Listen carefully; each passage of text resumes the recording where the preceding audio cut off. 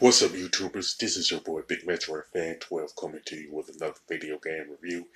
And in this review, I'm going to talk about the Punisher The Ultimate Payback, which was released on the Nintendo Game Boy by Acclaim and Beam Entertainment. This game is pretty much based off of the Punisher comic book series by Marvel, and it is a Game Boy version of the Punisher game that was released on the NES. Now, the game pretty much follows the plot of the Punisher comic book series, where Frank Castle become a vigilante after his wife and children were killed by a mob that was led by a guy I think name is Kingpin. Now the game itself is pretty much a rail shooter, you know what I'm saying, with 5 stages in it. Now one thing about it is that Spider-Man makes a cameo in the game, but only in the cutscenes between stages and stuff like that. You know what I'm saying? Now the regular enemies in the game are cookie cutter enemies throughout the course of the game, and none of them are in the Punisher comic book franchise. You know what I'm saying? As far as namesake is concerned. Now the bosses are Hitman, Colonel Cleo, or something like that. I don't know how to pronounce it, but it's Klieg. You know, and it's Siho or something like that. This is a Japanese boss based off of the name. It's Sijoaka,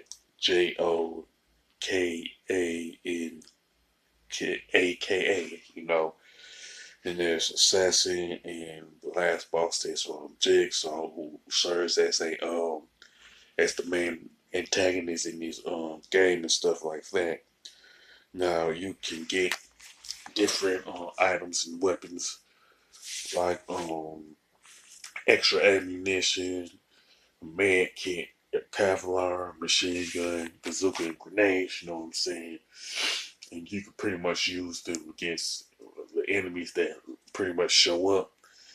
Plus, occasionally, some civilians will show up. You have to be careful not to shoot them. You know what I'm saying? Because it might come back and bite you in the behind between cutscenes when they're tallying up the score and stuff like that.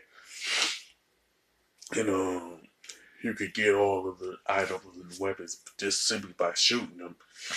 You know what I'm saying? So once you get like the bazooka, I think you automatically use it until you go back to the default weapon that you're using. Now the um, graphics and designs are really awful and bland and stuff like that, and the lack of color palettes pretty much don't help it at all. And I can honestly say that the controls and gameplay of Punisher, the Ultimate Paper, are pretty good. In fact, I can say it's the best part of the game, you know what I'm saying? Because it moves good and it's fluent too, you know. And the soundtrack is just outright terrible, you know what I'm saying? And it's one of the worst soundtracks that I've heard that came from a Nintendo Game Boy title, you know what I'm saying? Now, Punisher The Ultimate Payback could have been a good game, but the only one that's getting punished is the person whoever gets to play it, you know what I'm saying? Like any gamer who plays it is the only one that get punished, you know. Now, the Punisher game from the NES ends up being like a better game than this, but that's not saying a lot, you know what I'm saying? So you're better off playing any other Game Boy title like Donkey Kong, Super Mario Land, or Tetris. You know, Game Boy game that's actually good and all that. As far as the score, I definitely give the Punisher The Ultimate Payback a 3 out of 10. You know what I'm saying?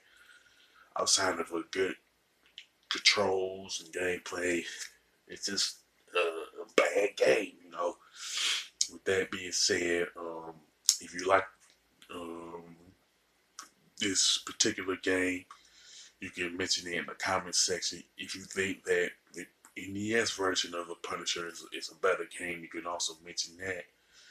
If there's any other flaws with the game that I didn't mention, you can also bring that up. With that being said, if you like this video, don't hesitate to click the thumbs up button. Don't forget to subscribe and hit that bell notification button. This is your boy Big Metroid Fan 12 signing off.